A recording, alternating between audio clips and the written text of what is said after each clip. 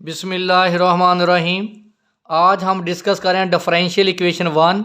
उसका लेक्चर मेरे पास 21 है। मेरे चैनल का नाम आसिफ महमूद AP मैथमेटिक्स है। यहाँ पर FSC, BS, BSc, MSc mathematics को डिस्कस किया जाता है। आप मेरे चैनल को सब्सक्राइब करें, लाइक करें और आगे शेयर करें। आज हम डिस्कस करेंगे हायर ऑर्डर डिफरेंशियल इक्वेशन, जिसमें हमारे पास होगी लीनियर डिफरेंशियल इक्वेशन। तो देखें हम इसको डिस्कस करते हैं। हमारे पास जो हायर ऑर्डर डिफरेंशियल इक्वेशन है, जो हमने चैप्टर नंबर 9 डिस्कस किया था, उसमें जितनी भी इक्वेशन थी हमारे पास वो फर्स्ट ऑर्डर थी। जितना भी हमने पढ़ा वो सारी की सारी फर्स्ट ऑर्डर डिफरेंशियल इक्वेशन थी। उसमें सिर्फ फर्स्ट डेरिवेटिव एग्जिस्ट करता था। आज हम चैप्टर नंबर 10 डिस्कस करेंगे, जिसमें हमारे पास क्या होगी, हायर ऑर्डर डिफरेंशियल इक्वेशन होगी। तो थोड़ा सा बात को आप नोट करें। हमारे पास होगा A0 dny/dxn plus A1 dxn-1 dxn-1 plus A2 dn-2y/dxn-2 plus up to so on an-2 d2y/dx² plus an-1 dy/dx plus an y f of x। तो देखें, ये हमारे पास हायर ऑर्डर डिफरेंशियल इक्वेशन है, जिसका ऑर्डर हमारे पास क्या है, n। देखें, ये हमारे पास जो डेरिवेटिव nth डेरिवेटिव है, ये n-1 डेरिवेटिव है, ये n-2 डेरिवेटिव है, और ये हमारे पास क्या है, फर्स्ट डेरिवेटिव। जो सबसे हाईएस्ट डेरिवेटिव है वो क्या है, nth डेरिवेटिव। इसका मतलब इसका ऑर्डर क्या है, n। यहाँ सबसे जो इंपॉर्टेंट बात है, हम फर्स्ट डेरिवेटिव को डिनोट करते हैं d/dx से। इसका मतलब है derivative with respect to x, इसको हम डिनोट करते हैं d से। Second derivative with respect to x² को हम d² से। Third derivative with respect to x से हम d³ को, up to so on dn dxn हमारे पास आ जाएगा dn। देखें, जिस वेरिएबल के विद रिस्पेक्ट टू हम डेरिवेटिव लेते हैं वो हमेशा क्या होता है, इंडिपेंडेंट वेरिएबल। यहाँ हमारे पास x क्या है, इंडिपेंडेंट वेरिएबल। अगर मैं ऐसे लिखूँ dy/dx, देखिए अब यहाँ क्या आ गया, साथ y आ गया, तो यह क्या आ जाएगा, dy। अगर लिखेंगे d2y/dx² तो d²y। अगर लिखा जाए d3y/dx³, उसको हम लिखेंगे d3y। Up to so on dny/dxn dn/y।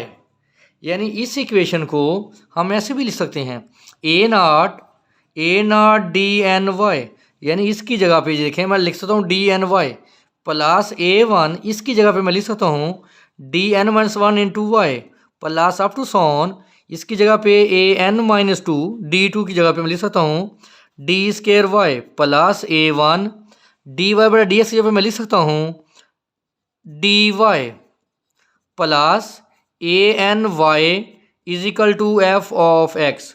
आप इस पूरी इक्वेशन से y को क्या ले लें, कॉमन, तो आ जाएगा A0 dn plus ay dn-1 plus up to so on an-2 d² plus an-1 d plus an/y f of x। यानी इस इक्वेशन को मैं इस फॉर्म में भी हम लिख सकते हैं।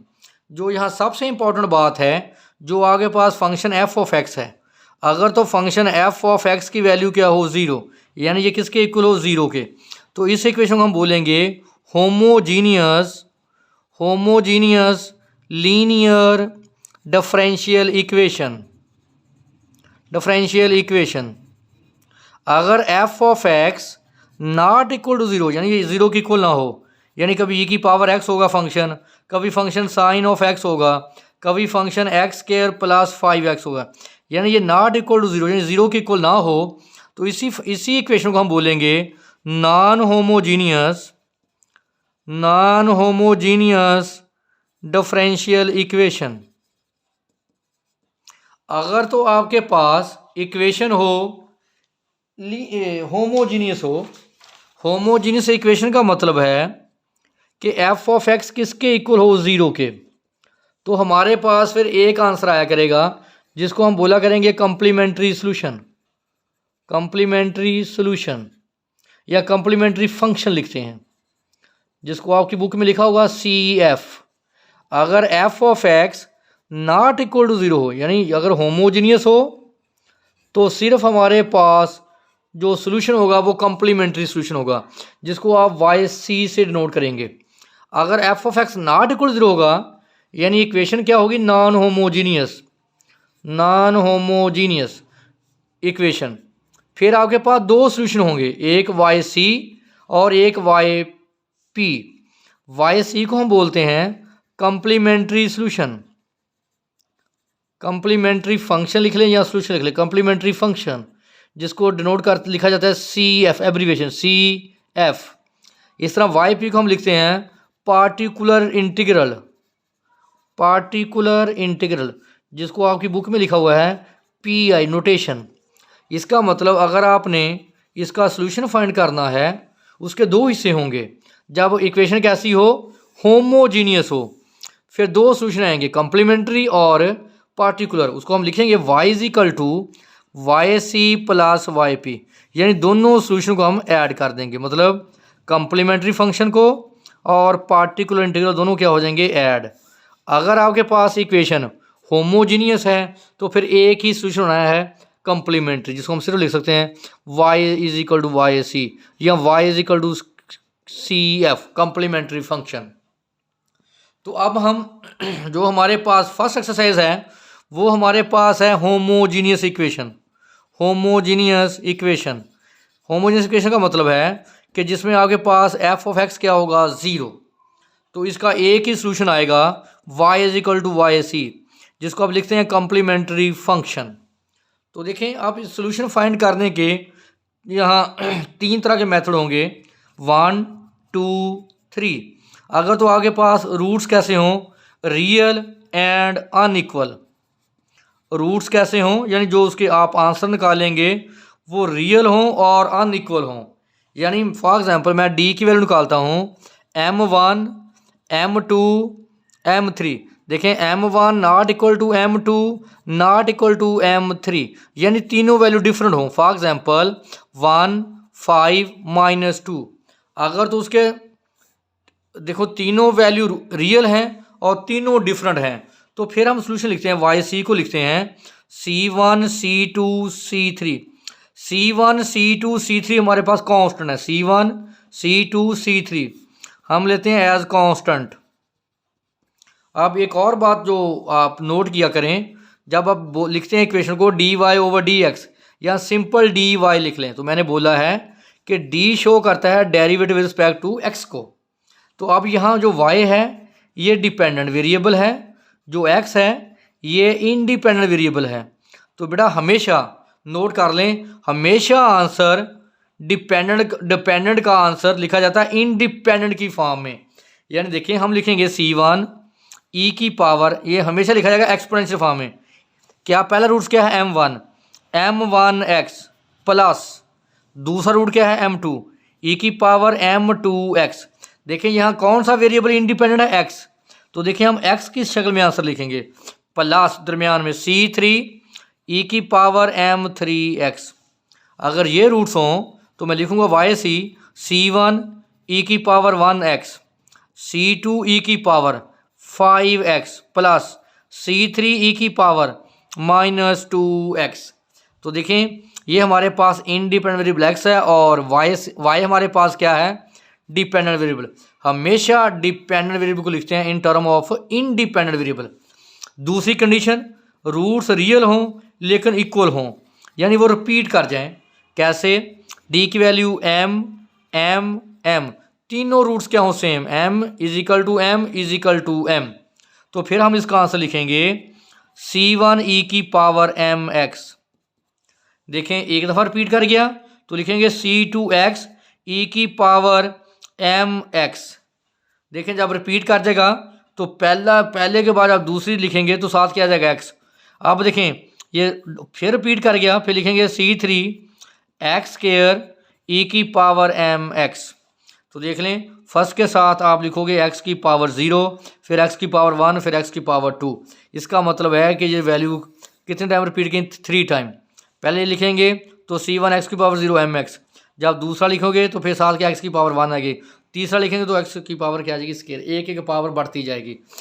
तीसरी कंडीशन क्या है कि रूट्स क्या हों? इमेजिनरी, यानी कम्प्लेक्स हों, कम्प्लेक्स रूट्स हों। यहाँ जो सबसे इंपॉर्टेंट बात है, जब आप बात करते हैं कम्प्लेक्स रूट्स की, तो वो आपने देखना है कम्प्लेक्स रूट्स जब भी आएंगे वो दोनों एक दूसरे का कॉन्जुगेट होंगे। दोनों रूट्स एक दूसरे का कॉन्जुगेट, क्या मतलब?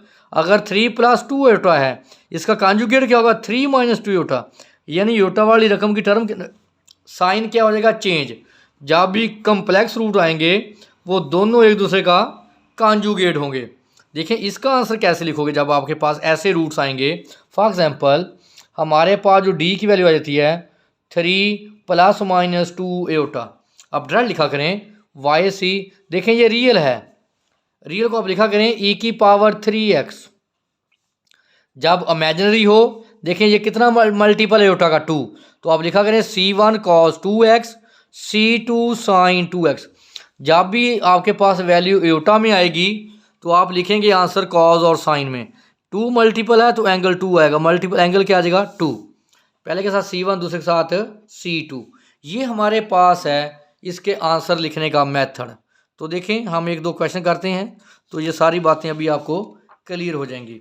तो मैंने बता दिया linear differential equation, homogeneous equation क्या होती है, फिर उसके बाद इनका सॉल्यूशन कैसे फाइंड आउट करते हैं। हमारे पास जैसे एग्जांपल 1 है, चलिए मैं पहले एग्जांपल ये डिफरेंट वाली लेता हूँ। इसमें है कि d² - 4d² + d + 6 × y = 0। तो मैंने अभी आपको बोला था कि d किसको शो करता है? डेरिवेटिव को। सॉरी ये d³ होगा। देखें d का मतलब है first derivative with respect to x, d² का मतलब है second derivative with respect to x, और d3 का मतलब है third derivative with respect to x। अगर साथ y साथ लगा देंगे तो यहाँ भी क्या देगा? y। वो y सब में से क्या ले लिया? कॉमन। तो देखें यहाँ जो f(x) की वैल्यू है वो क्या आ रही है? 0। तो इसका मतलब कैसी इक्वेशन है? होमोजीनियस। अगर इक्वेशन होमोजीनियस हो तो एक ही सोल्यूशन आएगा y = yc, जिसको आपने बोला है कम्प्लीमेंट्री सोल्यूशन या कम्प्लीमेंट्री फंक्शन। आप लिखेंगे yc = cf, कम्प्लीमेंट्री सोल्यूशन। तो लिखो इसको कैरेक्टरिस्टिक इक्वेशन, या आप इसको बोलते हैं एसोसिएटेड इक्वेशन। क्या करेंगे? जो भी y का मल्टीपल है, उसको 0 पुट करेंगे। d³ - 4d² + d + 6 = 0।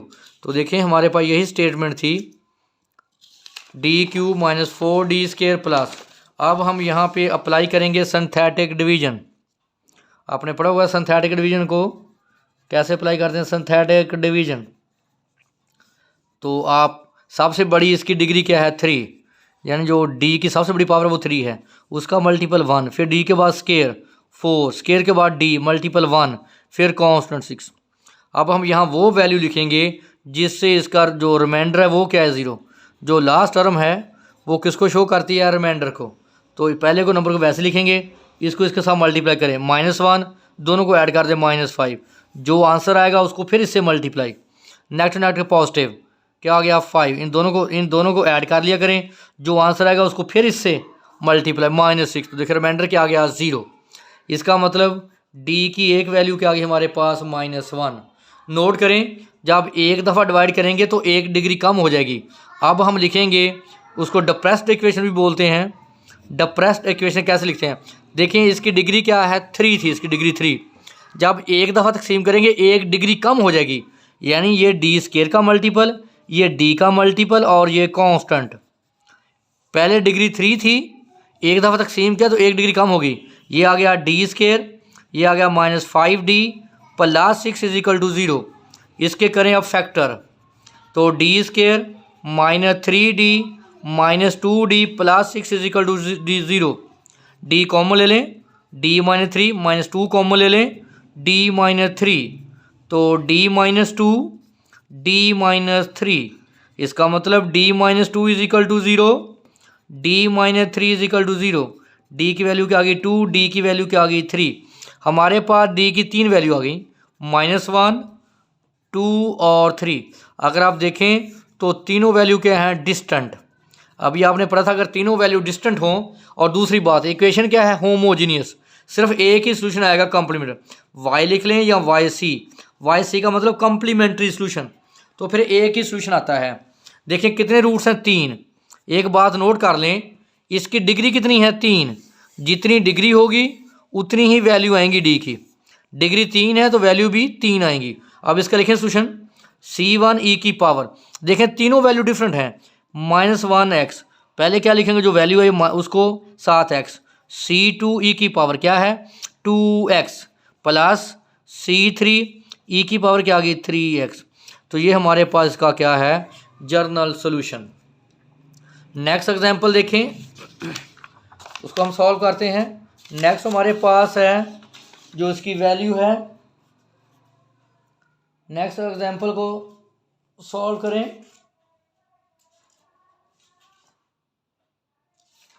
Next example है हमारे पास 9d² - 12d + 4 is equal to 0। तो अगर आप इसको लिखें तो इसको मैं लिख सकता हूँ 3d - 2 का स्क्वायर। तो स्क्वायर एक्सपेंड करें, देखिए यही वैल्यू आएगी, तो ये आ जाएगा 3d - 2 is equal to 0, 3d - 2 is equal to 0। Square है तो हम इसको क्या लिखते हैं 2 टाइम, तो 3d is equal to 2, d is equal to 2/3। इसको लिखें 3d - 2 इज इक्वल टू 0। अगर आप गौर करें तो ये भी कैसे इक्वेशन, होमोजीनियस। तो 3d is equal to 2, d is equal to 2/3, तो d की वैल्यू आ गई 2/3। अगर आप गौर करें तो इसकी डिग्री क्या थी 2। मैंने बोला था कि जितनी डिग्री होगी उतनी ही वैल्यू आएंगी। आप देखें दोनों रूट्स क्या कर गए, रिपीट। तो मैंने बताया था अगर रिपीट कर दें तो इसका हम कम्प्लीमेंट्री फंक्शन या कम्प्लीमेंट्री सोल्यूशन कैसे लिखते हैं। देखें c1 e की पावर क्या आएगा 2/3 × x, c2 e की पावर क्या आएगा 2/3x। अब देखें वैल्यू एक दफ़ा रिपीट की तो साथ क्या आ जाएगा x, यहाँ क्या लिखते हैं x की पावर 0, तो x की पावर 0 क्या होती है 1। तो हमारे पास सोल्यूशन आ गया c1 e की पावर 2/3x + c2x e की पावर 2/3x। अगर एक वैल्यू और रिपीट कर जाती तो हमने यहाँ पे क्या लिखना था x²। तो ये हमारे पास वेरी इंपॉर्टेंट लेक्चर था। इसमें कोई इशू हो तो आप हमारे साथ डिस्कस कर सकते हैं।